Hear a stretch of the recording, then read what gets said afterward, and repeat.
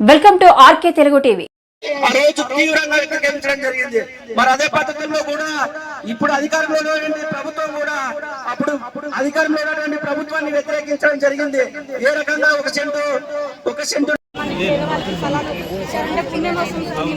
ఎంతో మంది పిల్లలు ఇంటి పెళ్లికైనా చాలా ఇంటి పాలిలకు పెళ్లికైనా చదివించుకోవడానికి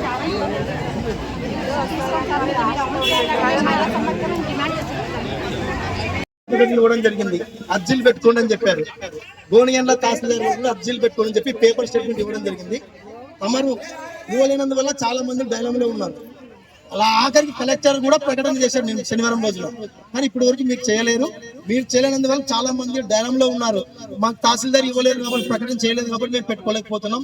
ఎవరు ఇస్తారో మాకు తెలియదని డైలాంలో ఉన్నారు. దయచేసి ఈ రోజే మీరు అర్జీలు అర్హులు వాళ్ళు కూడా అప్లై చేసుకోవాలని చెప్పి మీరు పేపర్ ప్రకటన ఇస్తే కొన్ని వేల మంది కూడా అర్జీలు చేసుకోవడానికి అవకాశం ఉంటుంది. వాళ్ళు అద్దెలు కట్టుకోలేక ఇబ్బంది పడతారు. అదేవిధంగా పేదల పుణ్యం మీకు తగులుతుంది సార్. దయచేసి మీ పేపర్ ప్రకటన ద్వారా మీరు ఆ విధంగా ఇచ్చి అప్లై చేసుకోవాలని చెప్తే బాగుంటుందని చెప్పి కమ్యూనిస్ట్ పార్టీగా మేము విజ్ఞప్తి చేస్తున్నాం.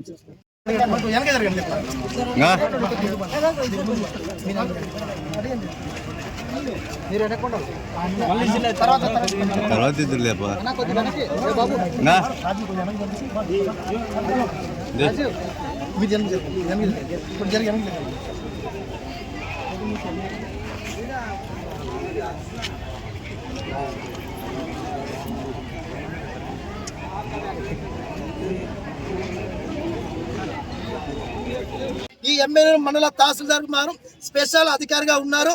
ఎవరు చెప్తే ఆయన మాత్రం వినడం లేదు. ఆయన చెప్పిందే వేదవాక్యమైన తట్లు ఇప్పటి వరకు కూడా కనీసం అర్జీలు పెట్టుకోవడం చెప్పినటువంటి పాపాన కూడా ఈ తహసీల్దార్కి లేదని చెప్పి సందర్భంగా మేము భావిస్తున్నాం. ఎందుకంటే ఈ తహసీల్దార్ 24 గంటలు బై 7 మాదిరిగా మీరు పనిచేస్తున్నారా, లేకపోతే మీరు కనీసం తినడానికి కూడా మీకు ఓపిక లేదా, మంచి నీరు తాగడానికి కూడా మీకు ఓపిక లేదా, కనీసం పేపర్ స్టేట్మెంట్ కూడా ఇవ్వలేనటువంటి దుస్థితిలో ఇవాళ తహసీల్దార్ గా ఉన్నారంటే మేము సేమ్ గా ఫీల్ అవుతున్నాం. మేము గొంతెమ్మ కోరికలు కోరడం లేదు. ప్రభుత్వం మేనిఫెస్టోలో పెట్టింది కాబట్టి మేము అడుగుతున్నాం. కాబట్టి ఆ వైపున మీరు కూడా పేపర్ స్టేట్మెంట్ ఇస్తే చాలా మందికి తెలుస్తుంది. మీరు మెజిస్ట్రేట్ వారు, మీరు తహసీల్దార్ వారు కాబట్టి మీరు చెప్పేదే బ్రహ్మ వాక్యంగా అవుతుంది. కాబట్టి వెంటనే మీరు స్పందించి పేపర్ స్టేట్మెంట్ ఇవ్వాలి, దరఖాస్తు చేసుకోండి అని చెప్పి సందర్భంగా మేము తహసీల్దార్ గారిని విజ్ఞప్తి చేస్తున్నాం. లేని పక్షంలో కమ్యూనిస్ట్ పార్టీ ఆధ్వర్యంలో ఇవాళ ఎంతమంది వచ్చారో అందుకు 300 మంది సమీకరణ పేద ప్రజలందరూ కూడా సమీకరించి పెద్ద ఎత్తున తహసీల్దార్ కార్యాలయాన్ని ముట్టడిస్తామని సందర్భంగా ఎంఆర్ గారికి సూచిస్తున్నాం. నా పేరు రంగన్న, సిపిఐ ప్రధాన కార్యదర్శి. ఈ తరఫున ఈరోజు పేదలందరికీ ఇళ్ల పట్టాలు, అదే విధంగా ఇంటి నిర్మాణానికి ప్రభుత్వం ఇచ్చే డబ్బులను కూడా పెంచాలని చెప్పేసి మంచి ఉద్దేశంతో వాళ్ళు పెద్ద ఎత్తున ఇక్కడికి ధర్నా చేస్తూ మనకు రిప్రజెంటేషన్ తీసుకొని రావడం జరిగింది. దీనికి మన పట్టణ ప్రజలకు, మీడియా సోదరులకు, ఇక్కడికి వచ్చిన వాళ్ళకు అందరికీ తెలియజేసేది ఏమంటే, ప్రభుత్వము ఆల్రెడీ డిక్లేర్ చేసింది ఏమని, అర్బన్ ప్రాంతాల్లో 2 సెంట్లు, రూరల్ ప్రాంతాల్లో 3 సెంట్లు స్థలాలు ఇస్తాము, దీనికి అప్లై చేసుకోండి అని. ఇది వచ్చిన వెంటనే మనము మన గ్రూప్లలో ఆల్రెడీ తహసీల్దార్ ఎమ్మిగనూర్ అనే ట్యాగ్ లైన్ తో మేము ఆల్రెడీ మొత్తం ఇన్ఫర్మేషన్ అంతా పాస్ ఆన్ చేసినాం. అది మేము ఇవ్వలేదు అనేది కరెక్ట్ కాదు.